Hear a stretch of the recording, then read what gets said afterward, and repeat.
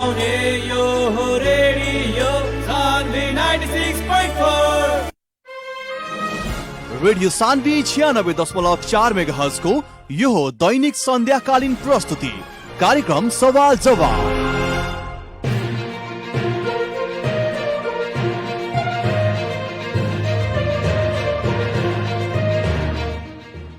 नमस्कार आ हार्दिक स्वागत बा रेडियो सान्वी 96.4 मेगाहर्ज के प्रस्तुति कार्यक्रम सवाल जवाब में। कार्यक्रम सवाल जवाब के साथ उपस्थित हो चुकल बानी हम कार्यक्रम प्रस्तोता मुकलेश गदी।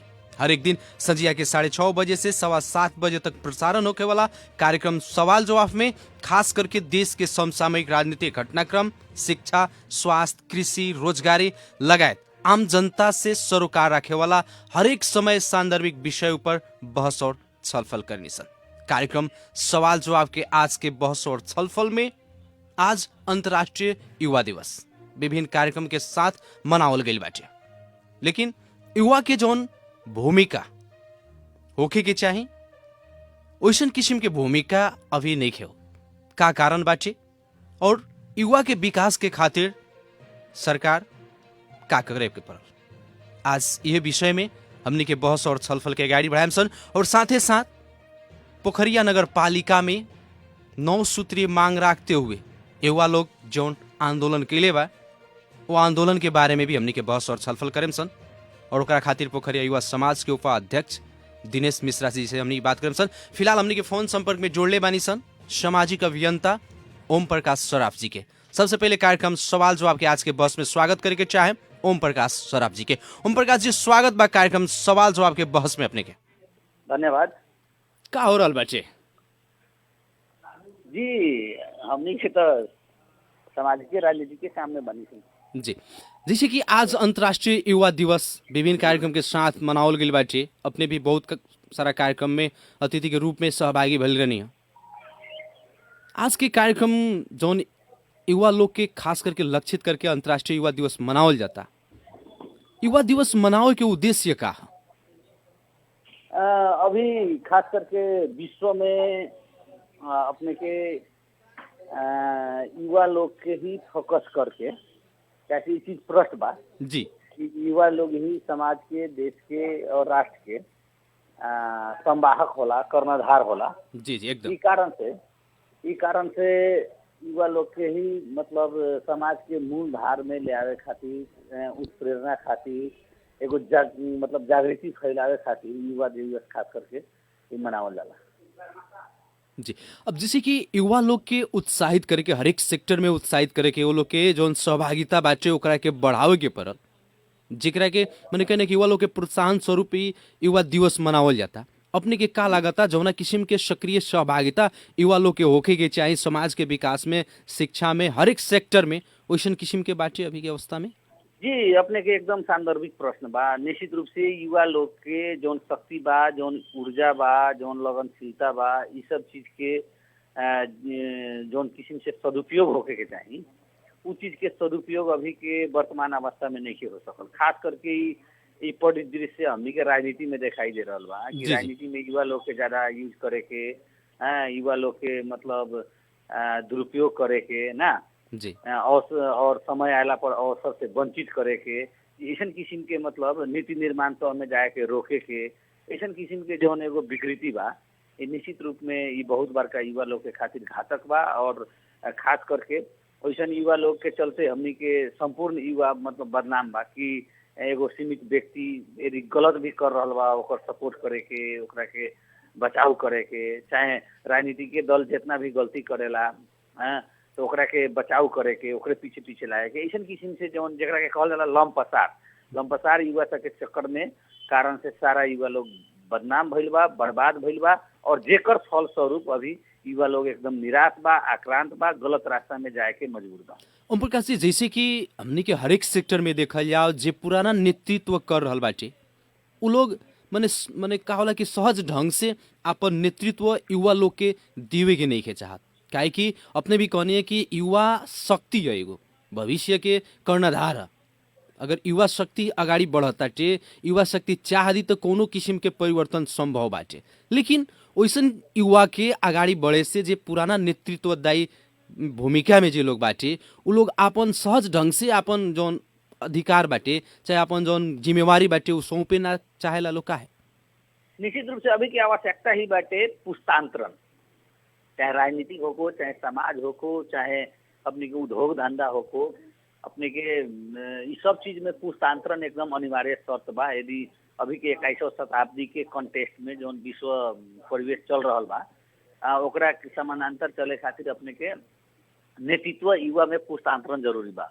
और दूसर बात कथी बा कि कोनो भी लोग जो पद में पहुंच रहेला, जिम्मेवारी में पहुंच रहेला, उ ना चाहेला सहज तरीके से कि ये चीज हमने खास करके एने करके साउथ एशिया में दिखाई दे रहा बा कि जौन लोग पहले से जौन पद में बा उहे लोग के जिंदगी भर जब तक नाम मरी तब तक एगो पैर वेंटिलेटर में, एगो मृत्यु के सैया में, एगो शमशान घाट में रहला के बावजूद भी चाहेला लोग कि मरते दम तक हम उहे पद में रही, पावर में रही। इस चीज के जौन विकृति बा, विसंगति बा, इस चीज के जौन लालच बा, ये पूरा हमनी के समाज बर्बाद हो रहा बा, ऐसे हमनी के पूरा देश बर्बाद हो रहा बा। तो ई कारण से कथी कि नेतृत्व कोनो देवे के ना चाहेला, नेतृत्व छीने के पड़ेला। और नेतृत्व छीने ला यदि हरेक राजनीतिक दल के बात कल जाए, विभिन्न किस्म के प्रतिष्ठान के बात कल जाए, संघ संस्था के बात कल जाए, वो कहीं भी एकदम संभव है।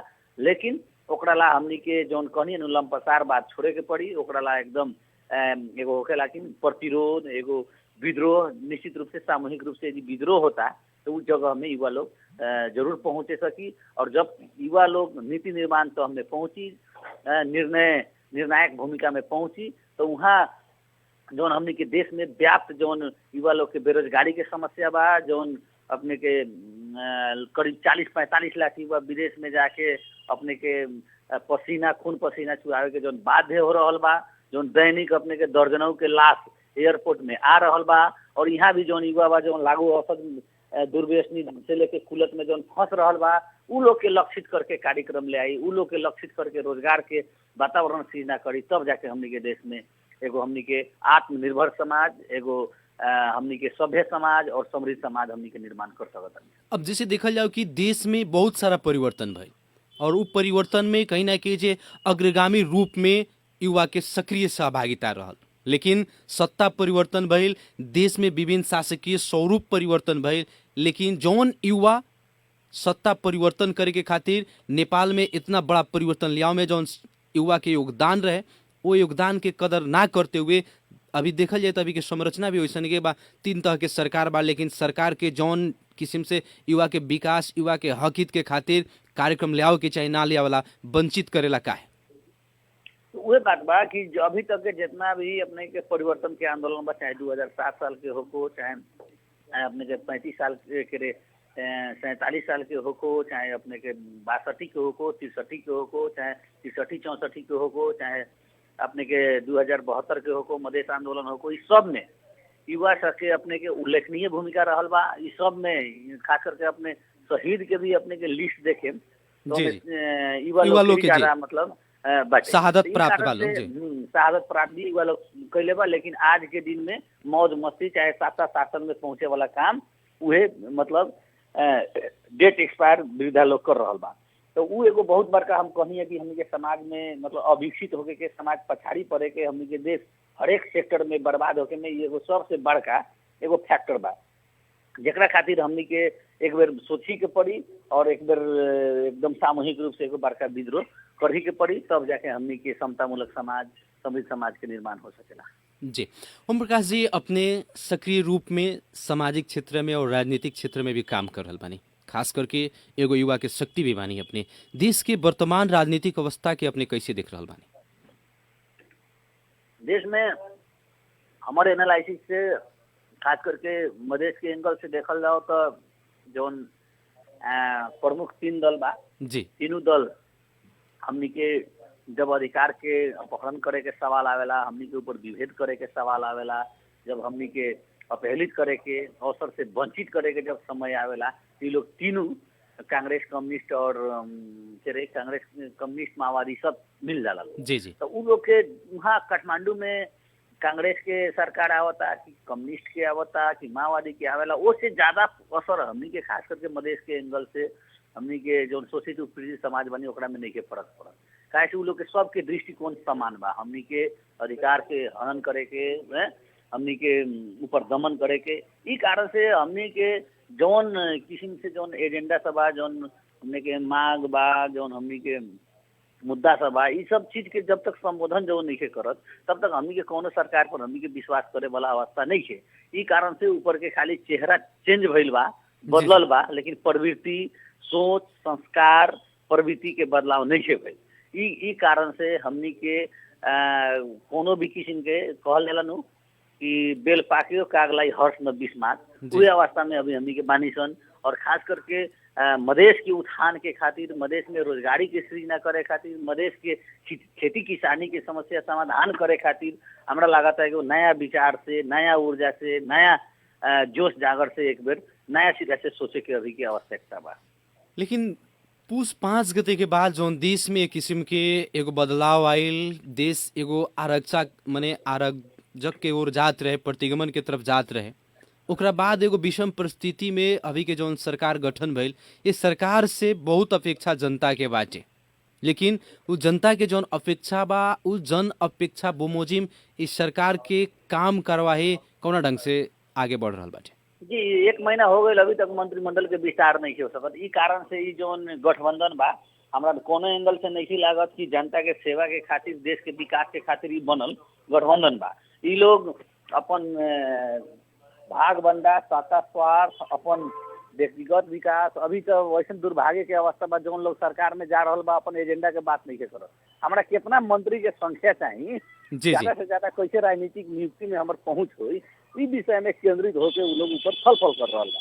जैसे हमनी के खास करके जो हमनी के मधेश के आंदोलन रहे, ए में कोनो किस्म के सकारात्मक परिवर्तन हुई, हमनी के कुछ उपलब्धि मिली जैसन आशा अपेक्षा हम तो एगो राजनीतिक विश्लेषक के भी हिसाब से उस चीज के हमनी के दिखाई नहीं के दे रहा। सिर्फ अभी भागबंदा के राजनीति में अड़कल बा और एक अपने के उदाहरण के रूप में कि 1 महीना तक अभी तक मंत्रिमंडल के विस्तार नहीं होके सकल, जो एकदम दुर्भाग्य बा, जो एकदम दुखद बात बा कि हमनी के एजेंडा में बात नहीं होखत, हमनी के जो मांग बूंदा सब रहे उनमें छलफल नहीं होखत, जो साझा न्यूनतम कार्यक्रम भी अभी गठबंधन के सरकार बनैले बा, वो में भी अपने के युवा के खातिर, हैं, वो में भी अपने के खेती किसानी के खातिर, वो में भी हमनी के मधेश आंदोलन के मांग के खातिर वहाँ कहीं कोनो किस्म के भी बुंदा सबने खास ठोस कार्यक्रम नहीं है, नीति नहीं है। लेकिन मधेश आंदोलन के मुद्दा के संबोधन करे के बहुत आशा और विश्वास इस सरकार से व्यक्त कइल जाता। जी यहाँ हमनी के गलती बनी, जहाँ नीति और कार्यक्रम में भी उसी में के उल्लेख कइल गेल, यहाँ तक कि जो आंदोलन के मुद्दा फिरता के भी जो वहाँ लिखल बाटे, वहाँ भी अपने बढ़िया से ओकरा के तार्किक रूप से विश्लेषण करें तो वहाँ का देखें कि का लिखले बा कि बृहद शांति समझौता अनुसार जो विद्रोह में जेल बंदी बिताई रहेका मुद्दा खेपे का हरूलाई मुद्दा फिर्ता गर्ने, साथ साथ का कोट कहले बा कि माओवादी जौन विद्रोह रहे ओमे के मुद्दा से स्वतः फिरता हुई एकदम सहज तरीका से। लेकिन मधेश आंदोलन के मुद्दा के विषय में का लिखल बा कि पुनरावलोकन करने, यहाँ देखी कहाँ विवेक बा। लेकिन ई शब्द के जाल ऐसा किस्म के में बना देवल गइल बा जेमे हमनी के मधेश एंगल से हमनी के ई मधेश फ्रेंडली नीति कार्यक्रम नहीं है।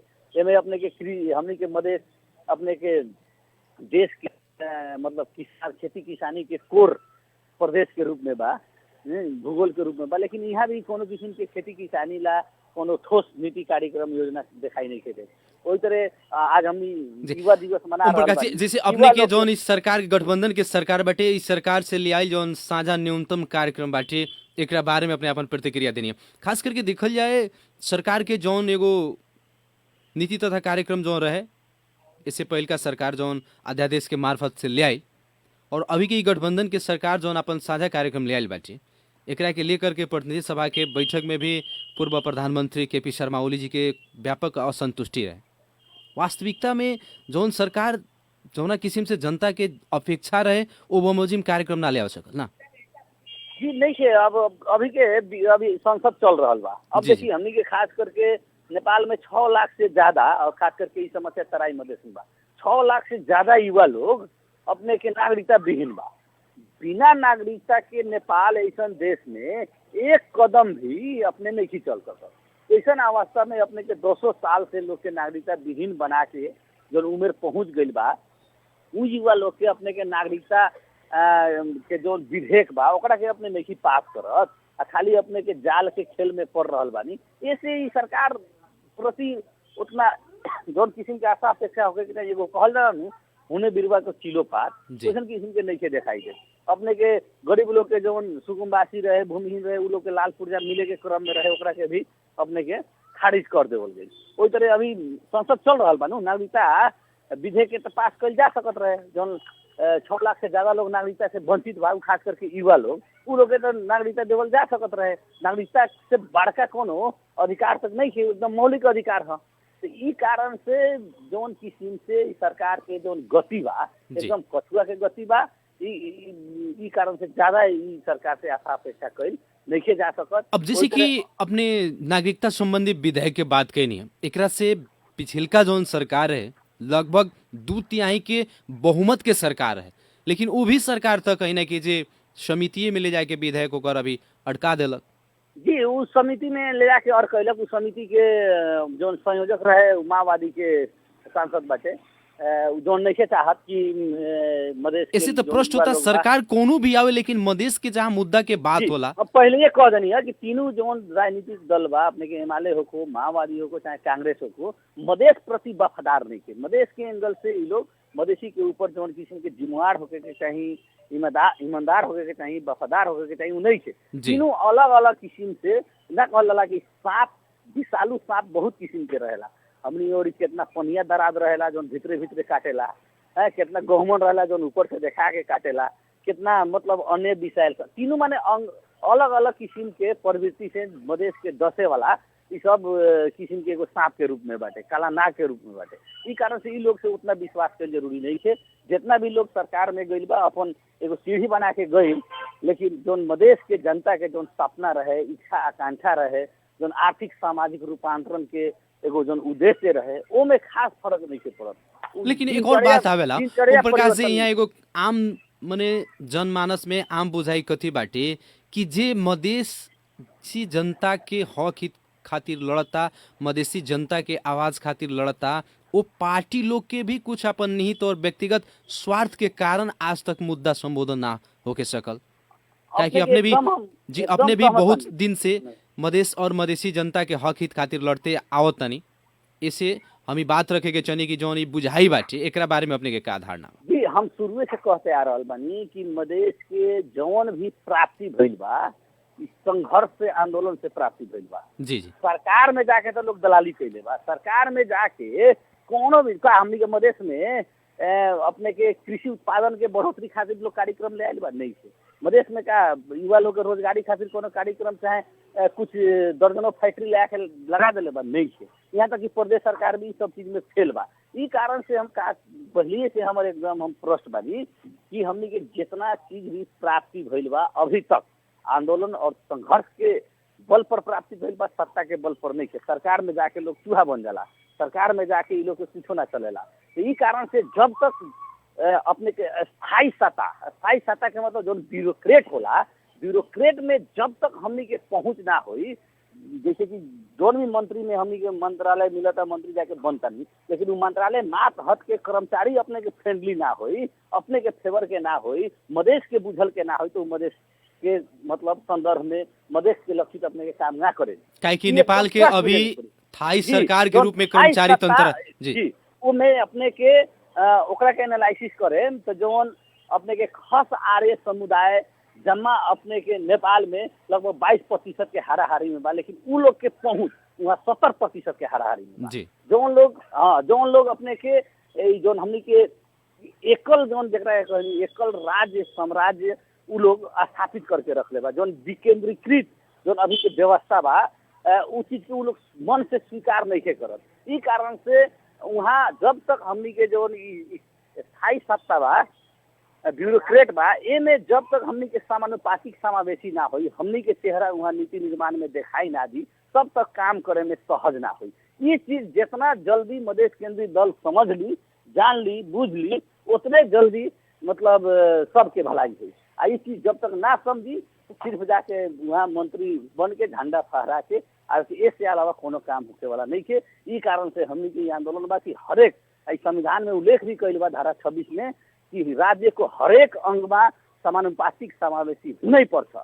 अब हमनी के ई एजेंडा के कार्यान्वयन करावे खातिर, ई धारा के कार्यान्वयन करावे खातिर हमनी के आगे बढ़ल एकदम जरूरी बा। और ई धारा यदि कार्यान्वयन होता तब जाके हमनी के ई जो देश बा ई एगो समावेशी लोकतंत्र निर्माण हुई और तब जाके हमनी के सारा समस्या समाधान। अब जैसे कि कुछ दिन पहले ही आरक्षण के संबंध में सर्वोच्च अदालत के एगो फैसला आयल कि आरक्षण के पुनरावलोकन करे के पड़ल, काहे कि जौन मधेश आंदोलन के दिन है कि देश में संघीयता आयल और साथे साथ आरक्षण के भी मधेसी, दलित, आदिवासी, जनजाति, महिला लगायत के कोटा के वितरण भइल। आज ओकरा के भी कहीं ना कहीं पुनरावलोकन करे के बात हो रहल बाटे। इससे तो प्रश्न हो रहल बाटे कि जौना भी ढंग से मधेसी, आदिवासी, जनजाति लोग सरकार के मने एगो जौन सरकारी संयंत्र बाटे उमे अपन जगह बनावता, ओकरा से भी रोके के फिर यहाँ सर्वोच्च अदालत खोज रहल बाटे। बहुत सांदर्भिक पॉइंट में अपने आयल बनी। अपने के थोड़ा सा इतिहास में लेके जाए के चाहता नहीं।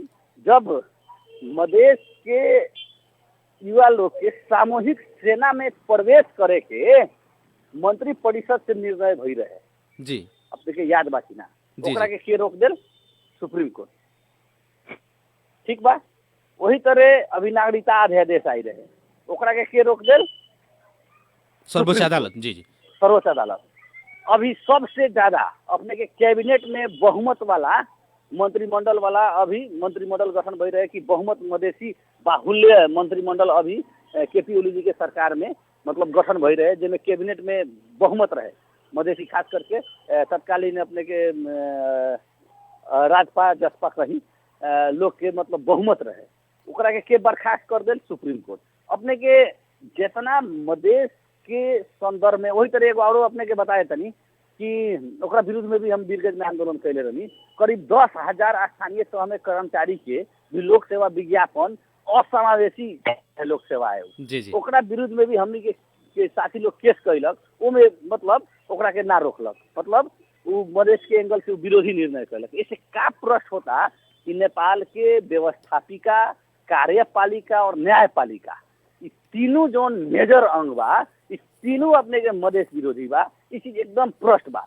एगो मधेश फ्रेंडली दिखाई दी तो दोसर का रोक दी, दोसर का मधेश फ्रेंडली दिखाई दी तो तीसरी का रोक दी। इस सब के जो संजाल बा, इस संजाल के जब तक हमनी के ना तोड़े तब तक भूल भुलैया में हमनी के फंसे रह। और जहाँ तक ये अभी सुप्रीम कोर्ट के जो आरक्षण के एमएस एकदम पुरजोर रूप से हमनी के विरोध कैले बानी कि आरक्षण अपने के हजारों युवा के बलिदानी से आयल बाटे, बहुत बड़का लंबा आंदोलन से आयल बाटे, और ए में सुप्रीम कोर्ट के ना बोले के चाहिए, सर्वोच्च अदालत के ना बोले के चाहिए। कैसे राजनीतिक विषय है और राजनीतिक दस्तावेज के अनुसार, राजनीतिक सहमति के अनुसार इस संविधान, अंतरिम संविधान से लिखल एकदम पिछड़ल समाज के उत्थान के खातिर और मूलधार में ले आवे खातिर और अभी तक जो विभेद होते आ रहा बा ओकर क्षतिपूर्ति खातिर ले आवल बहुत बड़का एगो उपलब्धि है। एकरा पर जो सुप्रीम कोर्ट जबकि ओकरा से मंगले भी नहीं थे इस संदर्भ में जवाब, फिर भी अनावश्यक रूप से आके इस विषय में जो सुप्रीम कोर्ट बोलले बा, जो निर्णय कैले बा,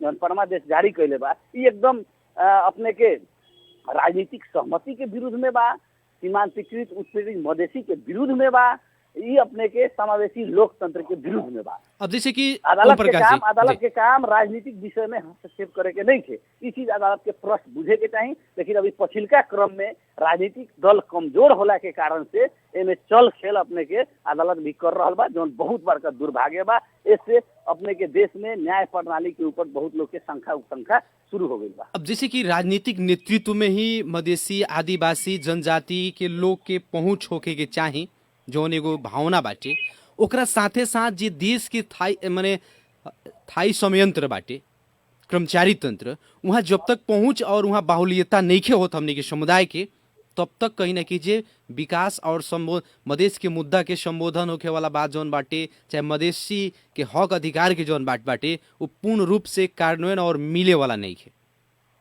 जी, ये में एकदम हमने के सहमत होके के पड़ी और इस चीज के गहन समीक्षा कैल एकदम जरूरी है।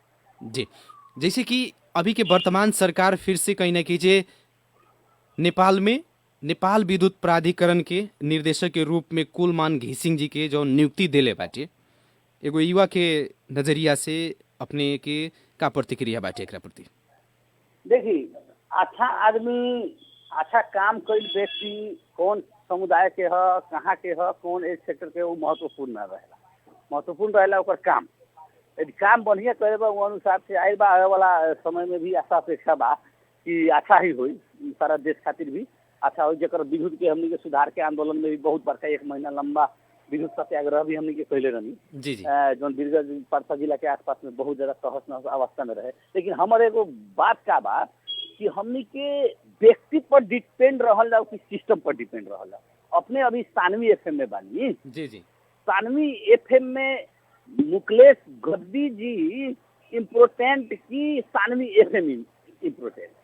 97 FM के सिस्टम बनावे के पड़ल कि मुकलेश गद्दी रहो चाहे ना रहो, 97 FM निरंतर अपन सेवा देत रहो। जौन किस्म से दे रहल बा उ देत रहे। इहे ई प्रवृत्ति अपने के जितना नेपाल के ऑर्गेनाइजेशन बा सब में होके के पड़ल कि ऐसा किस्म के सिस्टम बने के पड़ल कि जौन में जैसे कि विद्युत में सिर्फ कुल मान VC यदि ना रहे, जी जी चाहे वो विदेश चल गए रहता तो का होई, यानी कि विद्युत सिस्टम पूरा खुले, जी पूरा फिर से अंधकार। ई कारण से हमने के सिस्टम सब सेक्टर में, शिक्षा, स्वास्थ्य, विद्युत, जितना भी एजेंसी बा अपने के सब में सिस्टम बतावल जरूरी बा। और सिस्टम जब बैठ जाए तो में कोनो आदमी जाए तो उस सिस्टम अनुसार से यानी ऐसे प्रश्न बा कि व्यक्ति विशेष के जरूरी नहीं के, जौन भी सिस्टम बाटे एकरा के जब तक परिवर्तन ना कइले तब तक विकास समृद्धि संभव नहीं। मान ली नेपाल में तो एगो विद्युते नहीं थे, हर एक सेक्टर में। जी जी नेपाल में तो अपने के दूरसंचार अभी माइनस में जा रहा बा, अपने के आयल निगम माइनस में जा रहा बा,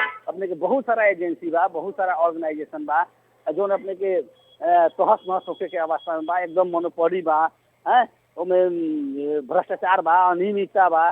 तो उ सब चीज के रोकी थे। तो ई कारण से सब चीज के अपने के ठोस रूपांतरण खातिर सब सेक्टर में एगो बहुत बृहद बहस और छल के साथ हमनी के सिस्टम कैसे बतावल जा सकेला, एगो प्रक्रिया में कैसे डालल जा सकेला, उ चीज में मतलब बहस कैल बहुत जरूरी बा। और ई चीज अब व्यक्ति पर सिर्फ डिपेंड ना होके हमनी के सिस्टम क्रिएट करे के हमनी के काम हो जैसा हमारे एगो अपन धारणा बा। अब जैसे कि कार्यक्रम सवाल जवाब के बहस और छलफल के अंत पे बानी सन, आम पब्लिक के रेडियो के मार्फत से अपने का संदेश देवे के चाहें? जी आज युवा दिवस बा, विशेष करके ये अंतर्राष्ट्रीय युवा दिवस के उपलक्ष्य में युवा लोग के हार्दिक मंगल में शुभकामना व्यक्त करे के चाहतानी। और खास करके हमारे युवा के परिभाषा संयुक्त राष्ट्र संघ के चाहे नेपाल सरकार के चाहे अन्य एजेंसी से थोड़ा सा फर्क बा। हम युवा खास करके नेपाल में 16 वर्ष से लेकर 40 वर्ष तक के उम्र समूह के लोग युवा कहला, लेकिन हमार ऐसे फर्क मत बा। हम हमार सोच का बा कि जौन भी उम्र समूह के आदमी 60 साल के काहे ना हो, जौन समाज प्रति सृजनशील बा, ऊर्जाशील बा, समाज प्रति उत्तरदायी बा, जौन अपन जिम्मेवारी के साथ साथ समाज के बारे में, देश के बारे में सोच रहल बा, कुछ छोटा छोटा भी काम कर रहल बा, उ युवा बा। उम्र 16 से लेकर 40 उम्र समूह बा, लेकिन लागू और दुर्व्यसनी में अपने के व्याप्त बा, समय के किल कर रहल बा, दिन रात निगेटिविटी में लागल बा। ओसन किस्म के लोग मतलब उम्र समूह से युवा होने के बावजूद भी युवा नहीं है। अभी युवा के कांध में पूरा जिम्मेवारी बा, जो देश में व्याप्त जौन अनियमितता बा, भ्रष्टाचार बा, विभेद बा, इस सब के खबरदारी करे वाला काम हमनी के युवा जमात के। इस कारण से संपूर्ण युवा लोग के एकदम जागृत होके के हम आग्रह और विनती करतानी। और सरकार वाला से अभी जौन युवा लोग अवसर से वंचित बा, रोजगारी से वंचित बा, विभिन्न किस्म के मौका से वंचित बा, उस सब के अपन क्षमता अनुसार कार्य संपादन करने वाला सीप के अनुसार लोग के अवसर मिलो कह के हार्दिक आग्रह भी करे के चाहतनी। और अपने के 97 FM के बहुत बहुत धन्यवाद जी। बहुत बहुत धन्यवाद बाटे समय देनी, समय सांदवरिक बहस के खातिर एकला अपने के धन्यवाद देते हुए कार्यक्रम से अपने से विदा चाहें। नमस्कार। नमस्कार। आदरणीय जनसमुदाय, अभी हमने के सामाजिक अभियंता ओम प्रकाश सराफ जी से हमने के बहस और छलफल के अगाडि बढ़े सन। अभी के अवस्था में युवा लोग के सक्रिय सहभागिता कैसे विकसित कैल जा सकता है। देश के युवा एगो शक्ति होला, लेकिन देश में जब भी सत्ता परिवर्तन भइल बाटे युवा के भूमिका अग्र रूप में रहल बाटे। लेकिन सत्ता परिवर्तन के बाद युवा के जौन उच्च सम्मान करे के चाहे, युवा के लक्षित करके युवा के विकास करे के खातिर जौन किस्म से सरकार के कार्यक्रम सब लियाओ के चाहे, वैसन किस्म के कार्यक्रम ना आए। युवा के खाल कहीं ना कहीं एगो राजनीतिक रूप से यूज मात्र कैल गए। साथ ही साथ देश के अभी के वर्तमान राजनीतिक अवस्था के बारे में भी बात करिए सन। दूसर विषय अब हमने के जुड़े के चाहेम सन पर्सा जिला के दूसरका सदर मुकाम के रूप में रहल पोखरिया नगर पालिका, जहां कुछ दिन से आंदोलन चल रहा बाटे। पोखरिया नगर पालिका में टेंडर आह्वान में भ्रष्टाचारी भइल बाटे, वहां हरेक क्रियाकलाप में अनियमितता बाटे, ये आरोप लगाते हुए वहां के युवा लोग आंदोलन में बाटे। आज नगर पालिका के प्रमुख और आंदोलनरत युवा लोग के बीच में आज छलफल भइल बाटे। वे छलफल के संदर्भ में हम जोड़े के चाहें और आंदोलन के क्रम में रहल पोखरिया युवा समाज के उपाध्यक्ष दिनेश मिश्रा जी के हमनी अभी जोड़ले बानी फोन संपर्क में। स्वागत बा दिनेश जी कार्यक्रम सवाल जवाब में। धन्यवाद मुकेश जी, बहुत बहुत धन्यवाद बा। दिनेश जी, जैसे कि अपने लगन पोखरिया नगर पालिका में विभिन्न समस्या बाटे, भ्रष्टाचार बाटे, अनियमितता बाटे लगायत विभिन्न आवाज सब उठावत आंदोलन में बानी लगन, आज का भइल खट? जी, आंदोलन के क्रम में आजू हमनी के पोखरिया नगर पालिका में धारणा देत रहनी सन। जी ओकरे संदर्भ में मेयर साहब अइनी है। मेयर साहब आके हमनी के धारणा ना करल जाओ, जौन भी हमनी के समस्या बा बैठ के टेबल टॉक करल जाओ, उसे समस्या का समाधान हो। हमनी के बैठनी है सन जी। जितना भी हमनी के जैसे कि 9 गो बुंदा हमनी के रखले रहनी है सन। 9 गो बुंदा जैसे कि पोखरिया अस्पताल के व्यवस्थापन बिल्कुल दयनीय बा। वहाँ के सेवाग्राही के बहुत मरका। श्री जिला उच्चांगल जौन स्कूल बा उमें किताब के अभाव में बच्चा सब के पठन पाठन, ओकरा बाद वहाँ के जो शिक्षक बाटे लोग, शिक्षक लोग के सैलरी पर भी दिक्कत बा। नगर पालिका में 6 गो 7 गो टेंडर भइल बा, उ गोप्य रूप से फर्जी टेंडर भइल बा। ओकरा विषय में हमनी के चर्चा चलल था। ओकर फाइल के भी हमनी के डिमांड करनी सन, जो ओकर हमनी के जीरोक्स कॉपी चाहिए। पिछला 2 महीना से हमनी के मौखिक रूप से, लिखित रूप से कहते कहते थाक के हार के हमनी के आंदोलन करे के पड़ल था। ओकरा बाद वडा अध्यक्ष सब जितना वाडा बा सब वडा अध्यक्ष लोग से कह के वहाँ के जौन बाटो बा, जौन की मरम्मत के संहार के बिना में पानी पड़ता था, वहाँ के सेवाग्राही जे भी जनता बा ओकरा आवे जावे में बहुत कठिनाई हो रहल बा। ओकरा बाद कृषि प्रधान देश हमनी के नेपाल हवे, जेमे कृषि बजट हरेक नगर पालिका में हरेक जगह आवेला। जाकर वह पहाड़ में देखी कृषि बजट के कितना उपयोगिता बा, कितना लोग उपयोग कर रहल बा, गरीब किसान लोग कृषि बजट से कितना लाभान्वित बा। लेकिन हमनी के नगर पालिका में उ कृषि बजट के कोनो किस्म के ना सूचना, ना कोनो किस्म के सेवाग्राही के फायदा बा, ना किसान के कोनो किस्म के बीउ मिलता, ना खाद कोनो किस्म के। ओकरा बाद बाजार व्यवस्थापन भी छाड़ा किस्म के बा। एक्सीडेंट के दुर्घटना मतलब होत रहता, जथाभावी साइकिल, जथाभावी गाड़ी, जथाभावी कोनो किस्म के ओकर भी नहीं के बाजार भी व्यवस्थापन करे के। 9 गो बुंदा बा। 9 गो बुंदा से भी पहले एगो वहाँ के जो शिव मंदिर बा, बहुत दिन से चर्चा में बा, जैसे कि के न्यूज में भी पत्रिका में भी आवेला। ओकरा खातिर भी हमनी के आंदोलन कैले रहनी सन। वहाँ के जो मंदिर बा, शिव मंदिर, दिन पर दिन जमीन घटते जाता। पर्सनल व्यक्ति के नाम में वहाँ के जमीन दे देता लोग, अपना मनमानी ढंग से माइनेटिंग करके 5 फीट इन्हें ले ली, 10 फीट उन्हें ले ली। जौन जमीन 7 कट्ठा लगभग रख, आज के डेट में 6 कट्ठा 6.25 कट्ठा कहे के मतलब हो गई बाटे। 15 से 16 धूर जमीन में के का हो गई, व्यक्तिगत लोग काहे ओकरा के यूज करता। 9 गो ई बुंदा जौन परसों से हमनी के कैले नहीं सन। ओकरा बाद में मंदिर के भी बुंदा रख, ओकरे विषय में हमनी के जौन वहाँ के जौन गतिविधि बा नगर पालिका में, नगर पालिका के कर्मचारी लोग के जौन गतिविधि बा, आवे के टाइम ठिकाना नहीं है। केहू 11 बजे आवता, केहू 12 बजे आवता। सेवाग्राही जे आवता आके नगर पालिका में से घूम के निराश होके चल जाता। ये सब चीज हमनी के गुनासो कितना दिन से आवत मौखिक रूप से हमनी के कहत नाम मनला के चलते हमनी के धारणा पर बैठे के पड़ल था। मेयर साहब हमनी के लिखित रूप में संबोधन कैनी है। आज मेयर साहब भी यही है। काल जैसे अपने लगन के बात भई रहे कि काल अपने लगन जो अल्टीमेटम देले रहनी, तो काल जनप्रतिनिधि लोग ना आई रहे, अपने लगन टायर भी बोलनी। जी। आज खुद मेयर साहब ऐनी है, अपने लगन के बीच में लिखित समझौता भी भइल खा। उस समझौता में का भइल खा जनता के बताएं। जी, उस समझौता में जौन हमनी के 9 सूत्रीय मांग, प्रमुख मांग में भी छोटा छोटा बहुत किस्म के उमें मांग बा। जैसे कि अस्पताल बा, अस्पताल में रुआ जाके ओटी के ऑपरेशन थिएटर के जौन अवस्था जाके देखे बहुत दयनीय बा। एगो जनरल घर परिवार रहेला ओकरा से भी बदतर बा। जहाँ की उमें टाइल्स लागल रहे के चाहिए, साफ सुथरा रहे के चाहिए।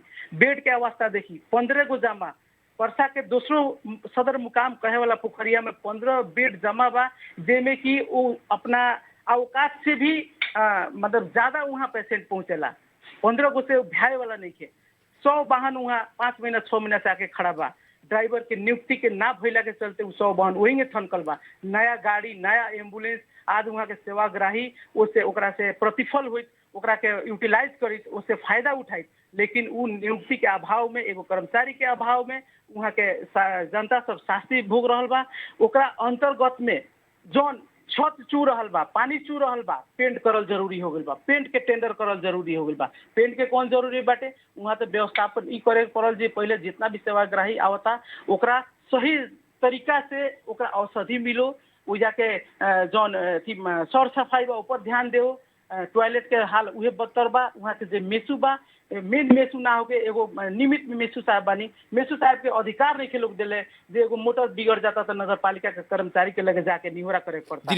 अब जैसे अपने अस्पताल के बात कर रहल बानी, पोखरिया अस्पताल के समस्या के आज से ना बहुत दिन से आवाज उठ रहल बाटे। पोखरिया युवा समाज होके चाहे पोखरिया के आम जनता होके, पोखरिया अस्पताल के अवस्था दिन पर दिन दयनीय होते जा रहल बाटे। जी जी जी जी इस समस्या काहे बार बार आ रहल बाटे? हम अपने के ई बतावे चाहेम कि वहाँ एगो व्यवस्थापन समिति बा हॉस्पिटल के, अस्पताल के व्यवस्थापन समिति के अध्यक्ष वहाँ के स्वयं अध्यक्ष, वार्ड अध्यक्ष 4 नंबर के जे बा उहे के बानी। सबसे दुर्भाग्य के बात बा व्यवस्थापन समिति बा 3 महीना हो गए मेसू के गइला, लेकिन एक बेर लोग सूद से बैठक नहीं के कैले जे मेसू साहब अपने के जे निमित मेसू साहब अपने के समस्या का बा, हमनी के में का करे के पड़ल।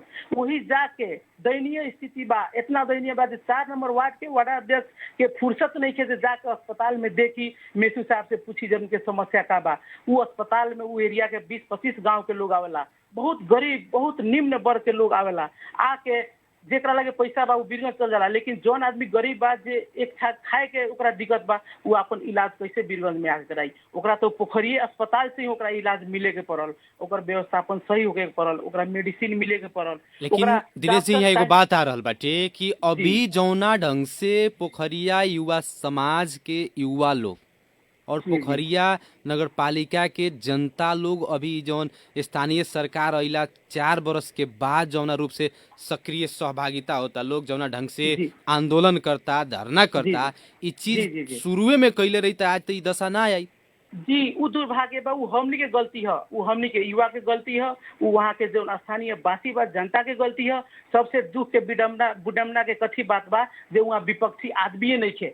जहाँ विपक्ष ना होला वहाँ विकास कोनो शर्त पर नहीं के हो सकत, चाहे वो जौन भी पार्टी के होके, चाहे मधेसी फोरम होके, चाहे वहाँ के कांग्रेस होके, चाहे वहाँ के कम्युनिस्ट होके, जे जल्दो बल्दो पार्टी बा विपक्ष बोलते नहीं के हमनी के तो जानता जे सब काम बढ़िया से वहाँ हो रहल बा। लेकिन जब उमें हमनी के जब जाके देखता निसन, लोग के समस्या सुनता निसन, तब जाके हमनी के इस चीज के भइल जे ना हमनी के आवाज उठाओ पर हमनी के कब तक मुर्दा रहम सन, कब तक सुतल रहम सन, कब तक वहाँ के जनता शास्ति भोगत रही। आज लेट भइल बा, ओकर गलती ओकर स्वीकार करता निसन। वहाँ के युवा जे बा ओकर गलती बा, वहाँ के जे गार्जियन बा, वहाँ के जे नागरिक बा जे अपना के बहुत बौद्धिक स्तर के समझता नागरिक बा, ओकरा के गलती महसूस करे पड़ी। वहाँ के विपक्ष पार्टी सबके गलती महसूस करे पड़ी। ये सब जितना भी कारनामा हो रहा बा ना खोजबीन कैला के चलते वहाँ लापरवाही हो रहा बा। नगर पालिका के बात कहता नहीं, नगर पालिका में जाई कोनो कर्मचारी से हुआ भेंट ना हुई, कोनो कर्मचारी वहाँ एक पहले जो अमित गिरी रहन प्रशासनिक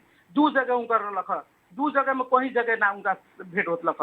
पोखरिया के लोग समझी जे कारी अपने के जगन्नाथपुर गइल बड़न, जगन्नाथपुर के लोग समझी पोखरिया गइल बड़न, वो तो बीरगंज में रह जाइहन ना तो काठमांडू में रहियन। होटल बाहर निकले के काम में उनकरा लगे के ये सब जानकारी लेला के चलते हमनी के आज के डेट में बहुत बड़का आक्रोश बा मन में जे वहाँ पोखरिया के व्यवस्थापन, वहाँ के स्कूल के व्यवस्थापन, वहाँ के अस्पताल के व्यवस्थापन, वहाँ के मंदिर के व्यवस्थापन, वहाँ नगर पालिका के व्यवस्थापन, वार्ड के सब के व्यवस्थापन, कृषि के व्यवस्थापन में हमनी के काहे ना अग्रसर रहल, हमनी के काहे ना खोजबीन करल जाओ। वहाँ के जे सूत गइल बा मेयर ओकरा काहे न ढकढकावल जाओ, ई काहे हो रहल बा, एकर जिम्मेवार के होई? लेकिन दिनेश जी वहाँ के जनप्रतिनिधि लोग के का नाम का बाटे कि इतना दिन से युवा लोग चाहे आम जनता सक्रिय ना भई, लेकिन स्थानीय सरकार के ई अंतिम आर्थिक वर्ष बाटे अब अंतिम भइला के कारण से एगो राजनीतिक रूप से ई लोग कहीं ना कहीं हमनी के काम करे नहीं के देवे के चाहत, डिस्टर्ब करे के चाहत ताटे कि एक आर्थिक वर्ष बाकी बाटे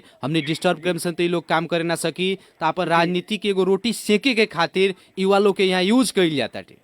सबसे पहल का बात रुआ के हम जानकारी दे दी, पोखरिया युवा समाज जौन बा कोनो पार्टीगत से चले वाला समाज ना हो, उमे 10 वार्ड के बहुत बौद्धिक स्तर के एमे मेंबर बाटे लोग, हर एक वार्ड से 2 आदमी 3 आदमी, उ पार्टीगत नहीं के, उ जातिवाद नहीं के, ओमे मिश्रण बा, सब के सहभागिता बा, ओमे कांग्रेस बा, ओमे एमआलए बा, ओमे फोरम बा, ओमे कथी बा हमनी के धारणा वोट के समय में जेकरा के वोट देव के जेकरा के सपोर्ट करे के उ अपन जाई। लेकिन पोखरिया युवा समाज ई बताई रुआ जानकारी एक विषय में कराएं जे हमनी के वहाँ के गरीब के राहत बाट दिसन, तो ना पार्टीगत आदमी देखेला, ना जात देखेला, ना धर्म देखेला, जे गरीब रहेला ओकरा के हमनी के केहू से भिक्षा मांग के निहोरा करके कि जे हमनी के गांव में हैसन आदमी गरीब बा ओकरा के तंका सहयोग कर दी, तंका सहायता कर दी, मांग के लिया के वो आदमी के लगे सहयोग पहुंचावे निसन, उससे उमे पार्टीगत से कोनो मतलब यानी नहीं कि पोखरिया युवा समाज एगो सामाजिक भाव से लागल बाटे, राजनीतिक हिसाब से नहीं खेलागल।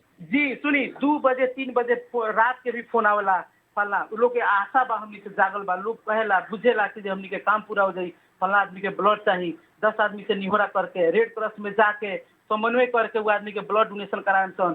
जे केहू गरीब बा ओकरा घर में शादी पड़ल बा, एकदम ओकरा माने बहुत अवस्था दयनीय बा, ओकरा 150 आदमी के खाना के खर्च हमनी के कभी अपना से भी मिला के, कभी केहू से निहोरा करके, इंडस्ट्रियल वालों उद्योग वालों बढ़िया लोग बा, वो लोग जाके निहोरा पाती करके मांग के मोटरसाइकिल में लाद के अपन काम धंधा छोड़ के वो लोग के द्वार पर पहुंचाओ निसन। ई ना पूछे निसन जे अपने कौन पार्टी है, ई ना पूछे निसन जे अपने कौन जात के है, कौन धर्म के है।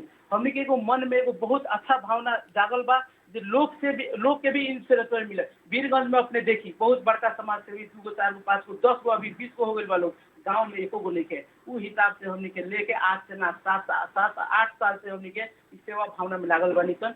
जे आदमी कह रहा बा जे पार्टीगत हिसाब से ये लोग के उचारल जाता, ओकरा कठिनाई हो रहा आज के डेट में। ये बताई नगर पालिका में 10 बजे सरकारी वहाँ के कर्मचारी 10 बजे हाजिर होके के चाहिए कि ना होके के चाहिए? एकदम 10 से 5 तक कर्मचारी के कर्तव्य बनता कि अपना ऑफिस में हाजिर रहो, जनता के काम करो।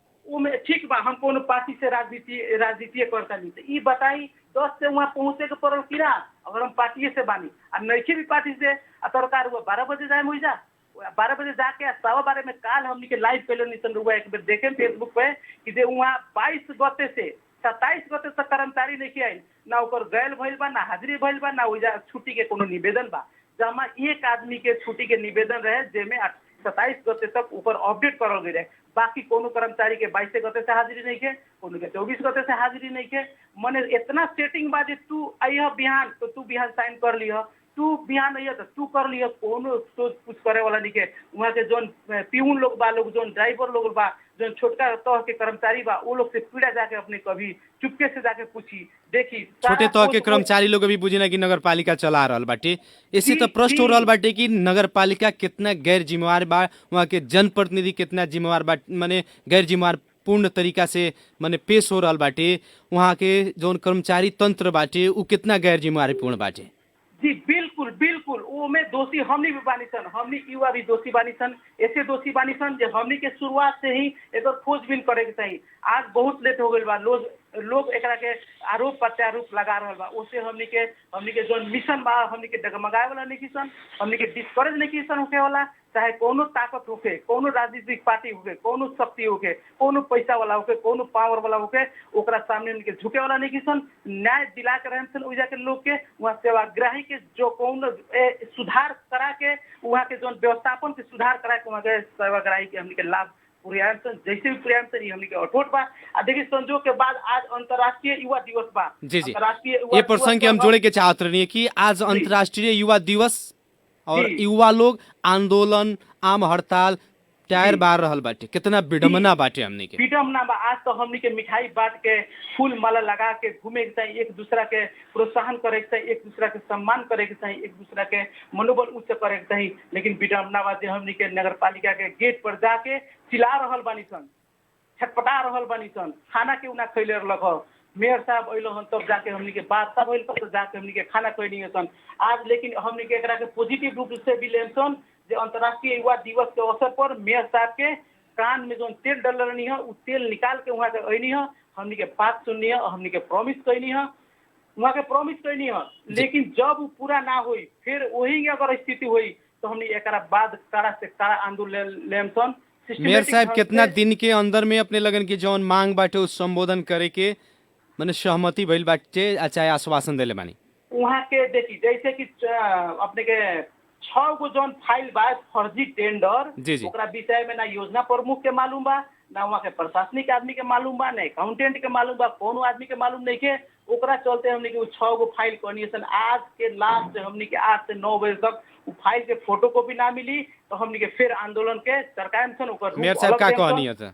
मेयर साहब कहनी है ठीक बा, हमने के सामने वहाँ के भेजनी है एगो वहाँ के कर्मचारी के जे अपने जाई फोटोकॉपी करा के लिया के दे दी। उ 6 गो चीज फाइल के हमने के फोटोकॉपी मिली। बाकी जौन अस्पताल के बा जौन अस्पताल के व्यवस्थापन बा जौन पोखरिया स्कूल के जी जो पोखरिया स्कूल में खाता ना खोलने के चलते आज तक लड़का सन के किताब नहीं के मिलल, कितना विडम्बना बा। शिक्षा से एगो तो कोरोना कहर से अपने मरल जाता, सब सर बच्चा सबके मनोबल डाउन होता, ओकरा बावजूद ओके किताब नहीं के मिलत, कितना मनोबल डाउन हुई। वहाँ के मंदिर के अवस्था हम अपने के बताएं, मंदिर के गेट पर बस आके रुक जाता, यात्री लोग के तो मालूम नहीं रहत, वो अभी कंस्ट्रक्शन पीरियड में बा, यात्री उतरते मंदिर में जाके भीतर पेशाब करता जाता भाभी क्योंकि था नहीं खिलावत। ई जौन समस्या बड़ा सन ई समस्या समाधान के खातिर अपने लगन के कितना दिन के समय मिलल खा? वहाँ के हमने के 1 महीना के टाइम देनी है, भाद्र मसान तक क्रमिक रूप से फिर हमने के अपडेट लेते रहे सन। जैसे कि इमीडिएट जौन करे के बा अस्पताल के जौन एम्बुलेंस के जौन एथी बा पीसीआर मशीन जौन बाटे, ओकरा बाद उनमें जौन टाइल्स उइल्स लगाओ के बा ओटी में सर सफाई के जौन एथी बा जौन मेडिसिन जौन फ्री में मिले के चाहिए वहाँ के सेवाग्राही के ई तत्काल होके पड़ल। जौन 10 वार्ड में आवे जाए में लोग के दिक्कत हो रहल बाटे, लोग के जब पानी पड़ जाता तो माने ओकरा माने कोनो हिसाब से आवे जाए में बहुत किस्म के समस्या हो रहल बा। ओकरा के सुधार क्रमिक रूप से करत हमनी भी ना काम सुन हुआ एक दिन में सारा काम कर दी, केहू नहीं के कर सकत। लेकिन दिनेश जी जब अपने लगन के सहमति हो गई पालिका से तो अब अपने लगन के जौन आंदोलन के कार्यक्रम लखौ सारा खत्म? आंदोलन के हमनी के खत्म नहीं के भाई, खत्म एकरा के हमनी के ना कहल, एकरा के कुछ दिन खातिर हमनी के पूर्ण विराम रखले बनी सन। जैसे कि दिन भर में हमनी के धरना कार्यक्रम होला, आज रात के जौन लगा 6 बजे जौन लगा हमनी के मसाज जुलूस निकाले वाला रही सन, ओमे 10 वार्ड के जनता आवे के तैयार लखो, तत्पर लखो कि जना हमनी के अपने के साथ सहयोग देम सन। अपने को बहुत बढ़िया काम करता है इन लोगन। ई काम विपक्षी पार्टी के करे के चाहिए, जो विपक्षी पार्टी सफा सुत गइल बा, अब उ जागी कहिया वोट से 15 दिन 1 महीना पहले आके कही जागे वाला समय अब आ रहल बाटे, चुनाव जब आई तो विपक्षी फिर से जागे। जी और देखिए बड़ी एगो सटीक बात बताओ तनी, जब वार्ड के चुनाव हुई तो वहाँ 10 गो वार्ड अध्यक्ष तैयार हो जाला जे हम हमरा के जिताई, मेयर लोग 10 गो तैयार हो जाई, उप मेयर तैयार हो जाई, विधायक तैयार हो जाई, माननीय तैयार हो जाई, लेकिन ओकरा बीच में सुत जाई के कहाँ जाके चल गइल बा, कहाँ सुत गइल बा, कहाँ उधिया गइल बा, केहू के था पता न रहेला। वोट के 1-2 महीना 3 महीने पहले कुर्ता पैजामा लगाई, ओकरा बाद में झाड़ी टीका लगाई या जाके कही जे हम नेता हैं, हमरा के वो लोग जिताई। बहुत दुख के बात बा, बहुत दुख बा। एक और बात आ रहल बाटे कि पोखरिया युवा समाज विभिन्न सामाजिक सेक्टर में काम कर रहल बाटे। पोखरिया नगर पालिका के जितना भी कमी कमजोरी बाटे ओकरा के भंडाफोड़ कर रहल बाटे। जनता के जौन जेनुन समस्या बाटे उ समाधान के खातिर हरदम आंदोलन में बा।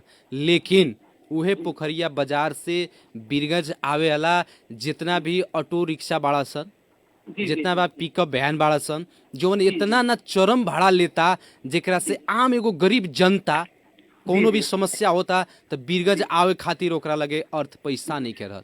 तेल के भाव 2 रुपया बढ़ता तो भाड़ा 20 रुपया बढ़ता। एकरा ऊपर पोखरिया युवा समाज के ध्यान नहीं जात का है ना, एकरा ऊपर भी समाज वहाँ का बात जे पोखरिया युवा समाज भी बा और युवा लोग भी बा और युवा शक्ति वजह बा सक्रिय बा, वो भी सक्रिय बा। बहुत बहुत बधाई दे वो लोग के, हम अंतर्राष्ट्रीय युवा दिवस के अवसर पर वो लोग के भी हम बधाई दे जे 3-4 दिन पहले ही जाके टेम्पू वाला लोग से बात कैले रहल लोग जे भाड़ा अपने लोगन घटाई लोगन, तो कोनो जरूरी नहीं है जे पोखरिया युवा समाज आई, पोखरिया के कोनो युवा जाके ओकरा के विरोध कर सकता, पूछ सकता, सुधार कर सकता। लेकिन जौन भाड़ा बढ़ा के वो लोग लेता एकरा प्रति तो आवाज उठावे के पड़ल, ओकरा के कम करे के पड़ल, काहे कि जनता बहुते मार में बाटे। एकरा प्रति शनिवार के हमनी के आज बिहान शुक्रवार बा शनिवार के हमनी के वहाँ के जे टेम्पू संघ के जे अध्यक्ष बा जे इंचार्ज बाटे जे वहाँ के टेम्पू ड्राइवर बा लोग वो लोग से हमनी के समन्वय करके हमनी के एगो आग्रह करें जे टेम्पू वाला लोग के भी कोनो किस्म के दिक्कत ना होके आ सेवाग्राही जे जाए बा ओकरा से भी अनाप शनाप भाड़ा मत ले लोग। काले हमरा उचित पता भाड़ा लेवे के पड़ल, उचित जौन बाटे उ भाड़ा होके के पड़ल। हाँ तेल बढ़ल बा, हम तेल के भाड़ा ना तो तेल 2 रुपया बढ़ता, भाड़ा 20 रुपया बढ़ जाता, मोनोपरी अपना से बढ़ा रहल बाटे लोग। ये अन्यायपूर्ण बा। काल भी एक आदमी हमरा के फोन कइले रहे, भिसवा जाए वाला आदमी भिसवा में ज्यादा से ज्यादा 50 से 60 रुपए ले वाला जगह पर 150 रुपया रात के लेता लोग। जे ना हम ना लेके जाए 150 रुपया, ये गुनासो हमरा लगे आइल बा। हमनी के पोखरिया युवा समाज के जितना भी मेंबर बा लोग एकरा पर एकदम चिंतित बा लोग। शनिवार के हमनी के युवा समाज एकरा पर गंभीर बाटे जी, बहुत गंभीर बा, बहुत ज्यादा ही गंभीर बा। अपने के एगो और जानकारी देवे के चाहे, पीछे तिलावे पुल पर एगो हमनी के माने पोखरिया युवा समाज एगो वीडियो लाइव कैले रहे कि वहाँ पर पाक हो जाता, आदमी के आओ के जाए के दिक्कत होता, बहुत समस्या होता। ओकरा के 500 से 600 आदमी शेयर कैलक, 25-30 हजार आदमी ओकरा के व्यू कैलक। दिनेश जी, दू दिन के बाद ओकरा के व्यवस्थापन हो गई। कार्यक्रम के अंत में बानिसन जी जो निर्धारित समय बाटे ओकरा एकदम अंत में बानिसन। आवेला दिन में भी अपने से फिर एगो नया विषय वस्तु पर बहस और छलफल करे के खातिर फिर से अपने के मौका देम सन। अंत में कार्यक्रम के मार्फत से अपने का कहे के चाहे? हम सबसे पहले कहे कि जे युवा लोग जागो लोग, पोखरिये के ना पूरा पर्सा जिला के ना पूरा नेपाल के युवा लोग जागो लोग। ऐसे कि सिंह दरबार हमने के गांव में नहीं आई, भ्रष्टाचार के दरबार आइल बा। यही है स्वच्छ छवि के 10-20-50 आदमी 100 आदमी मिल के युवा लोग ओकर खोजबीन कर लोग। वो लोग के मन में डर होई, भय होई जनप्रतिनिधि के जिना ई हमनी के बपौती संपत्ति ना है, ई हमनी के जनता के कर तिरल पैसा है। 10 लाख बात तो 10 लाख के ही कामों को, 50 लाख बात तो 50 लाख के ही कामों को आवाज उठाओ। एगो संगठन तैयार करो, हमनिए खाली युवा समाज खाली संगठन में पार्टी पॉलिसी कोनो किस्म के हस्तक्षेप ना होके के चाहिए। सब के बहुत बहुत शुभकामना देता नहीं, खास करके नगर पालिका के जे भी युवा सब के जागृत बा अभी सहयोग कर रहा बा हमनी के मिशन में, सब के हम बधाई देते हुए जी चलिए बहुत बहुत धन्यवाद बाटे समय देनी कार्यक्रम सवाल जवाब के बहस के खातिर। एक अपने के ढेर सारा धन्यवाद देम और अपने से छुड़े के चाहे। नमस्कार। आदरणीय जन समुदाय, कार्यक्रम सवाल जवाब के आज के बहस खास करके आज अंतर्राष्ट्रीय युवा दिवस जौना किस्म से युवा के विकास के खातिर, युवा के समृद्धि के खातिर और युवा के अगाड़ी बढ़ाव के खातिर सरकार के कार्यक्रम लियाओ के चाहिए, वैसन किस्म के कार्यक्रम नहीं किया एकरा विषय में। और साथ ही साथ पोखरिया नगर पालिका के समस्या के विषय में युवा लोग आंदोलन में बाटे, वो विषय में भी हमनी के बहस और छलफल के अगाड़ी बढ़ी है। कार्यक्रम के आज के हमनी के अतिथि ओम प्रकाश सराफ जी और दिनेश मिश्रा जी के धन्यवाद दे के चाहेम। और विशेष रूप से हमारा आवाज के अपने के रेडियो सेट तक टेक्निकली सपोर्ट कैनी पहुंचाओ में प्राविधिक मित्र विशाल यादव जी, वैसे ही हमनी के कृष्णा यादव जी, वहाँ दोनों आदमी के धन्यवाद देम। और कार्यक्रम सवाल जवाब के आज के बहस और छलफल से हम कार्यक्रम प्रस्तोता मुकेश गद्दी आज के खातिर विदा चाहत बानी। प्रणाम, अपने के जय।